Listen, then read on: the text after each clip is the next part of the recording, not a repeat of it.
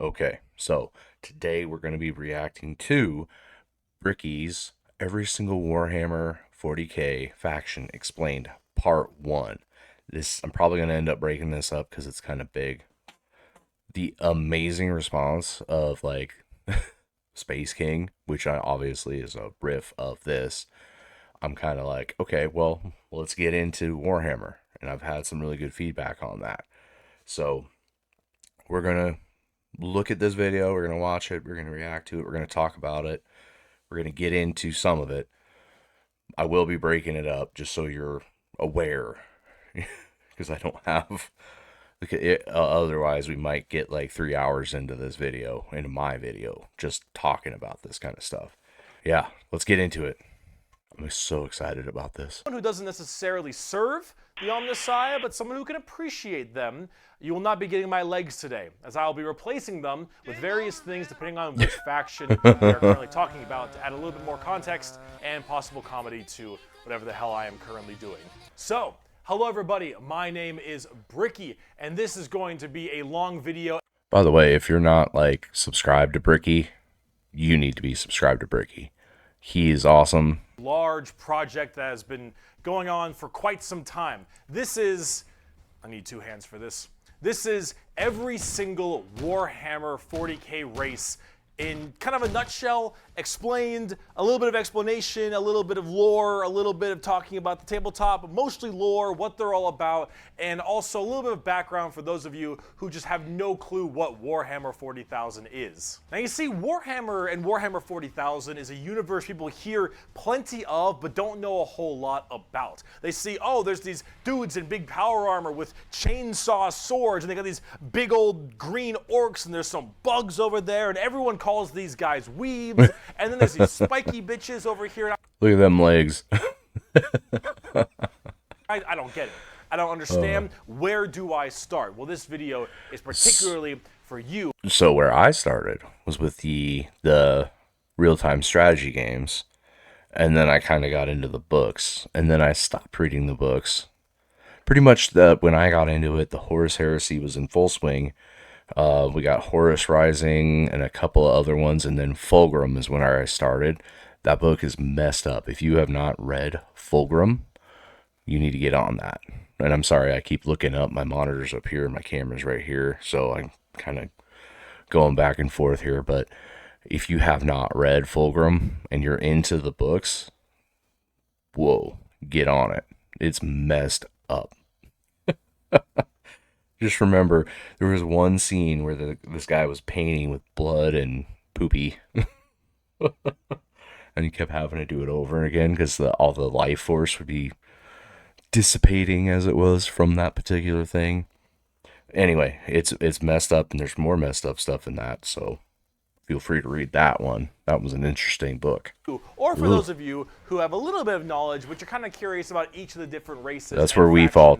In Warhammer. Or at least me. Overall, the Warhammer universe is vast when it comes to lore and background, and each different faction is so different with the things that they believe in, and some are human, some are transhuman, where they all have all these crazy ass electronics on them. You've got aliens, and you've got the chaos factions, and there's so much to entail that I decided to embark on this project to tell you what each and every single one of them is about, and what the Warhammer universe is about as well, to give Bricky's out here doing the Emperor's work. At least a little bit of an intro to this extremely bloated but very, very enjoyable world that I and many others partake in. So, I will be explaining every single faction in the Warhammer. There's so many factions.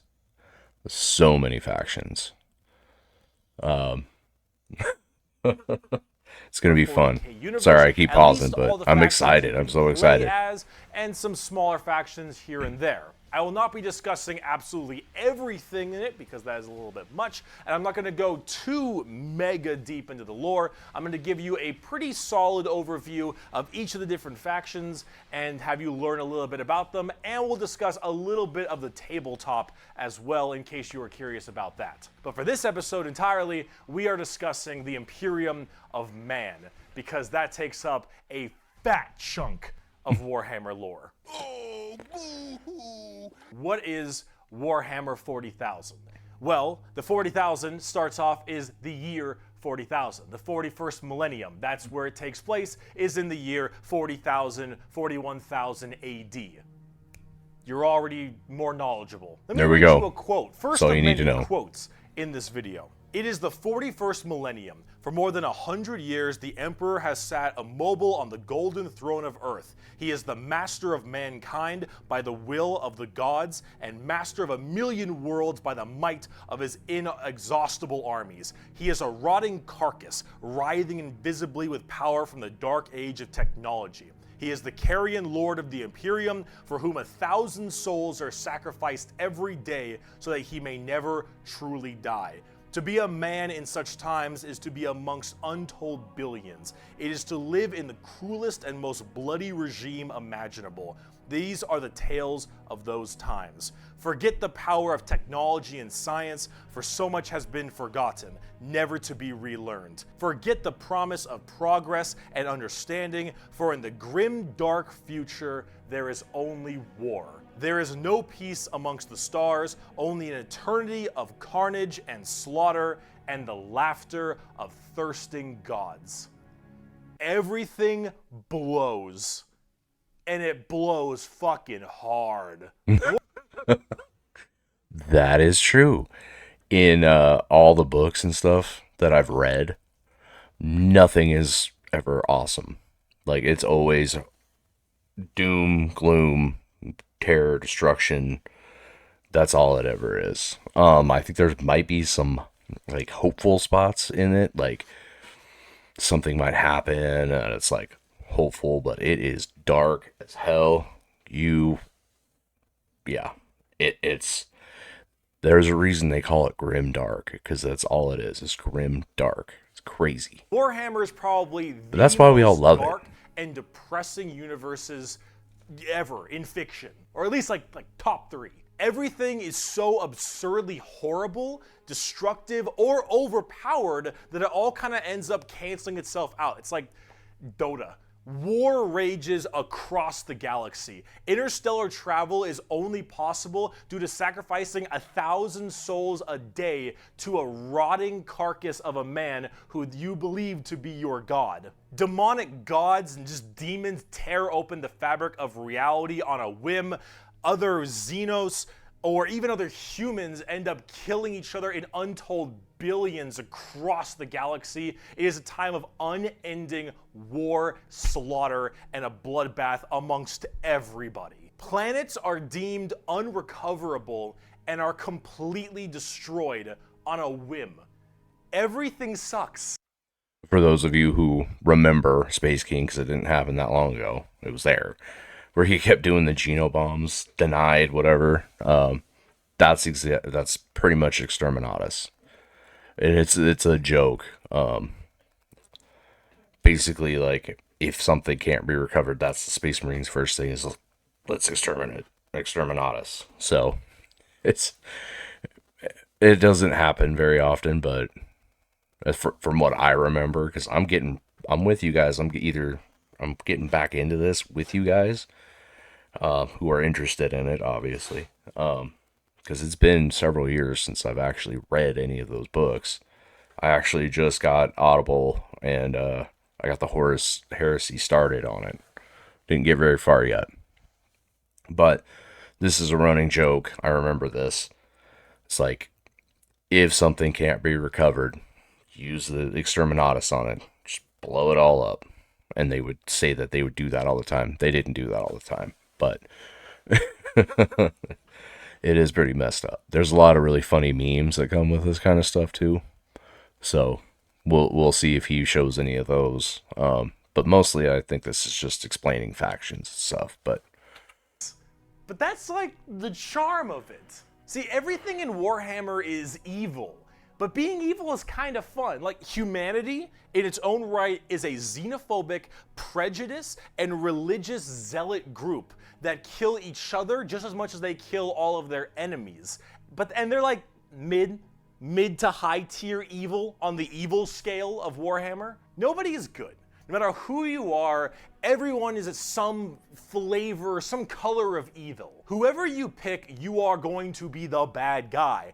But that's the fun of it, because being the bad guy is badass. Villains are cool. They look cool, they got cool outfits, they got cool weapons, they got cool armies. Villains are cool, man. And when everyone is a villain, everyone is pretty cool. That's what makes this so charming, is that everyone can be the bad guy.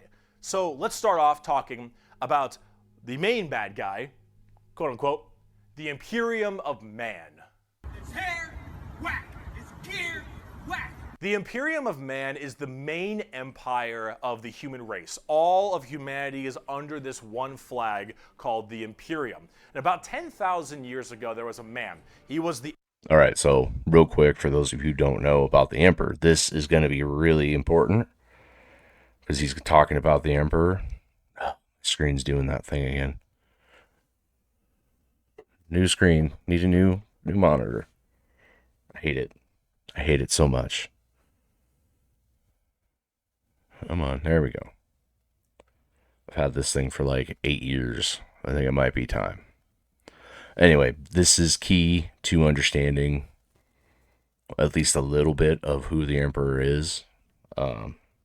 If I think he's going to go into as much detail as he probably should in this, probably be a good idea.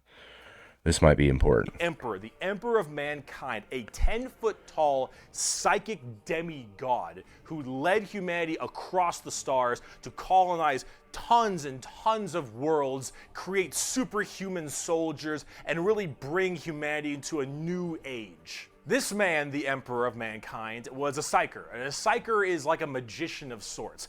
In the world of 40k, there is the warp, the immaterium, kind of like hell, but sort of like a purgatory dimension of hell. And a psyker is someone who can take that power and manifest it through their mind to use it to do stuff, like witchcraft stuff, magician stuff, spells, and lots of other things, but we don't want to get too into that.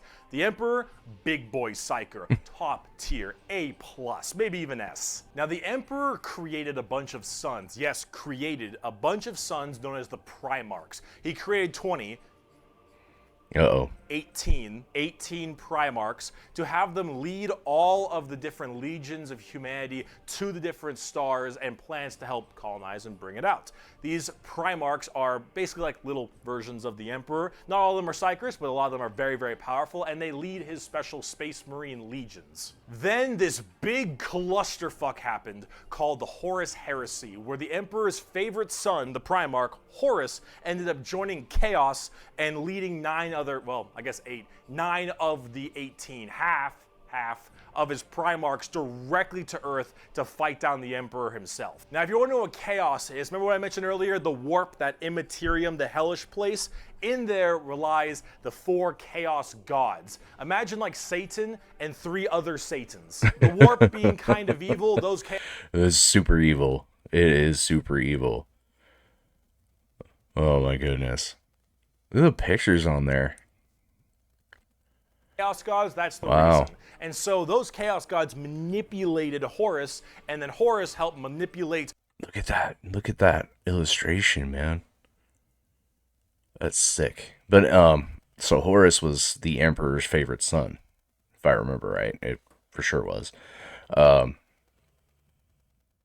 this heresy, I don't remember, I didn't think I got all the way into when that actually hit in the books. I think I got like 7 or 8. There's like 50 books in the Horus heresy. It's crazy. Then I never made it all the way, obviously, to when this all took place. But I do know Horus was a bad boy. Let's just say he was a really, really killer, like great warrior, but then he was also like very arrogant. And he got swayed.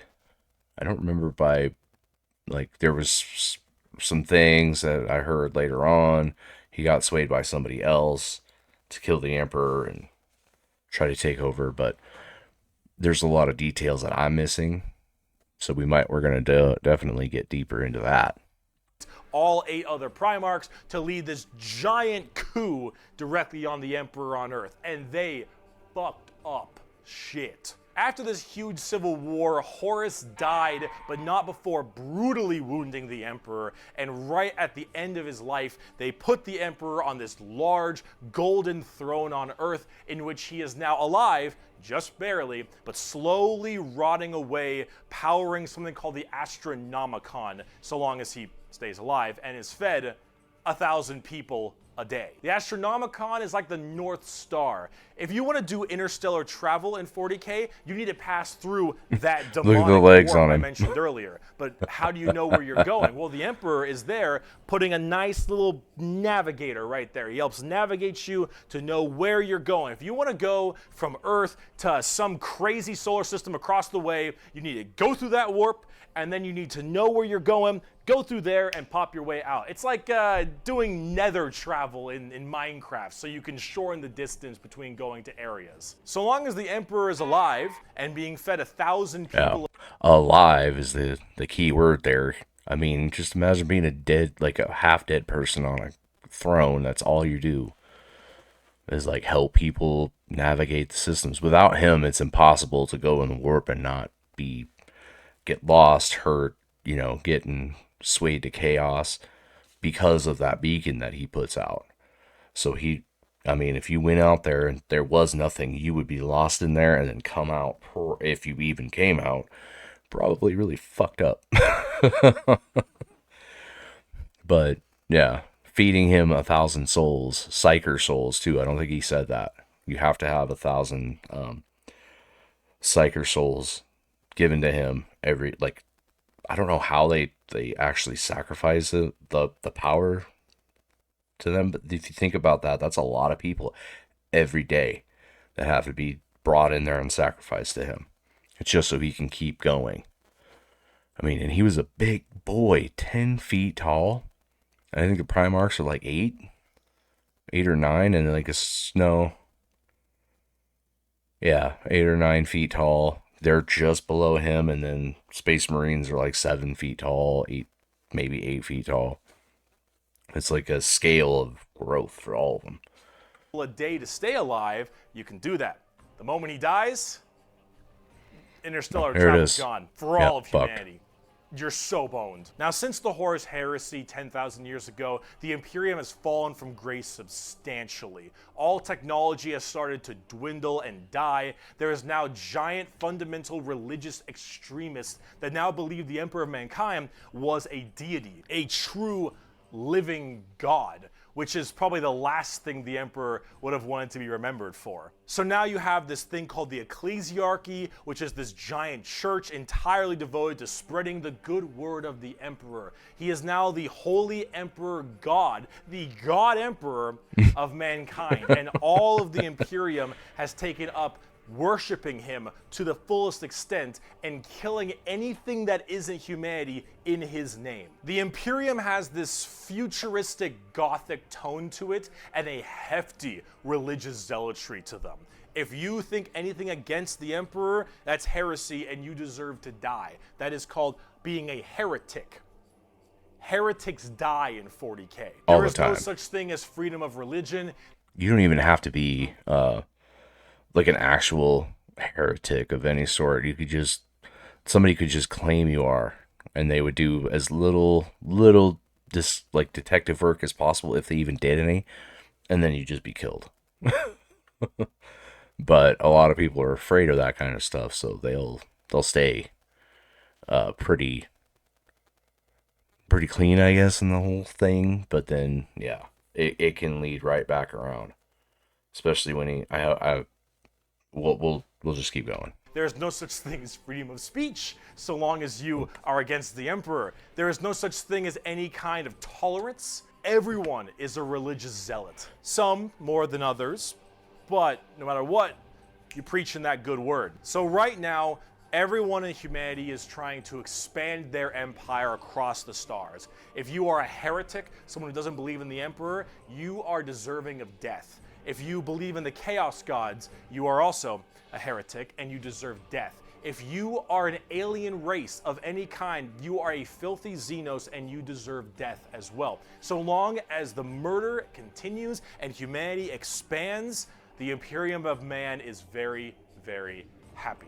However, the largest fighting force of this Imperium is my personal favorite faction, and the first faction we will discuss, the Astra Militarum, or also known as the Imperial Guard. Pretty shit now, man. Finished. Man, game over, man. The Imperial Guard is the main fighting force of the Imperium, and in a world of horrifying creatures, galactic monstrosities, the literal demons themselves breaking through the fabric of time to kill you, the Imperial Guard are untold billions of regular men and women wearing modern day like flak armor with a laser rifle. This is the humble las gun, the main weapon of the Imperial Guard. It fires superheated plasma lasers at an extremely fast fire rate. It is reliable, never jams. It can blow off limbs, giant holes in concrete. It is overall an extremely devastating weapon in modern day.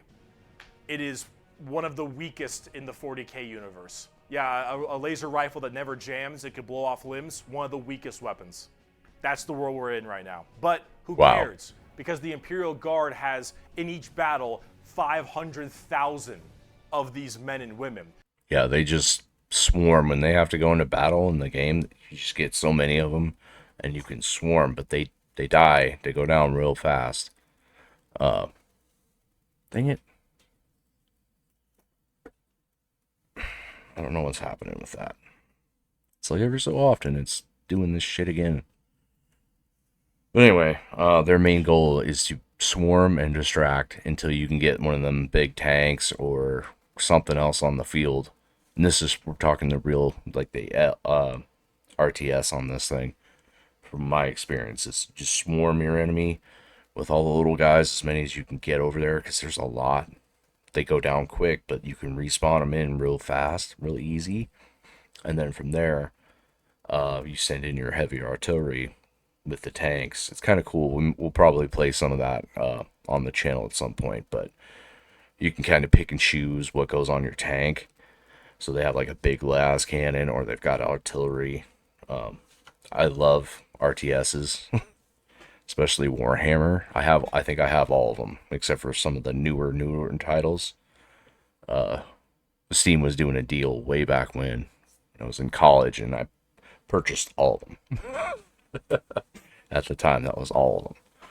30,000 large armored tanks, 10,000 artillery batteries. The Imperial Guard wins through sheer numbers and firepower. Yep. They kind of have this World War I, World War II style aesthetic with legions of guardsmen as well as high company commanders and generals on the field along with them, and multiple kinds of troops. A normal Imperial Guard battle starts off with artillery, long lines of artillery, cracking the crust of the planet underneath the enemy's feet.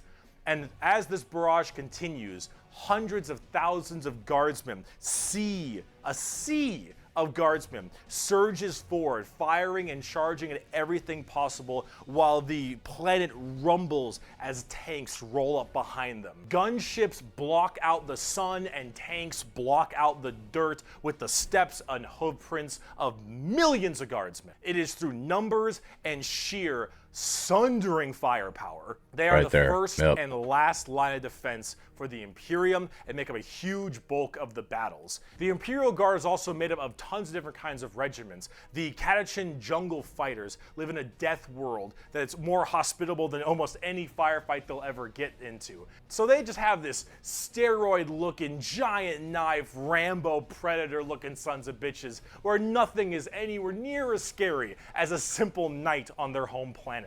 You have the Valhallan Winter Soldiers who haven't felt their toes in 300 years, the Mordian Iron Guard who are more interested in making their shoes shine than actually fighting a battle, and then of course the big one, the Cadians from Cadia. The biggest export of guardsmen in the entirety of the Imperium. I don't know enough about Cadia to really understand what he's talking about there. We're going to obviously need to get into that too, but You will fire your first gun at 5. You will disassemble and reassemble it at 10. You will have pounding artillery drills day in and day out at 15, and you'll fight your first swarm lord at 16. And if you mention Cadia, you will burst into an unrelenting amount of tears and sadness like I do daily. To quote, I have at my command an entire battle group of the Imperial Guard, 50 regiments including specialized drop troops, stealthers, mechanized formations, armored companies, combat engineers, and mobile artillery. Over 500,000 fighting men and 30,000 tanks and artillery pieces are mine to command. Emperor, show mercy to the fool that stands against me, for I shall not. The Imperial Guard are my personal favorite faction in 40k. They're the army I collect the most, the ones I enjoy playing the most, and the one I enjoy in the lore sense a lot. There's something about just a regular man with a laser rifle being told to charge the horrors of this universe and willingly doing so. But going for after his orcs God. are all It's huge. just poetic. They actually represent the main Imperial Guard tactics pretty well. Large amounts of artillery that does I'm like so interested in playing the actual tabletop at some point in my life. I just don't know how artistic I can be to paint all these little figures. I really would like to at some point. It looks so cool. doesn't require a line of sight, lots of tanks, tons of infantry, drop look at all troops, and that. gunships. Overall, they're pretty similar to how they sound, though a little bit expensive to collect, unfortunately. Yeah, 'cause And you've they gotta don't get a hit million of 'em. lot. They have a bit of a bad aim, but you don't really care because you're just drowning them in shots. However, if you want more accurate It's just like the RTS. You just pump them out, get them out there on the field, and they will swarm. fire and specialization, we can move on to talk about Spetsmarines. Okay, we're gonna look at that face. I did you dirty, Bricky. I'm sorry. Hold on one second. Okay, so as far as this, I love. This is one of my favorite things.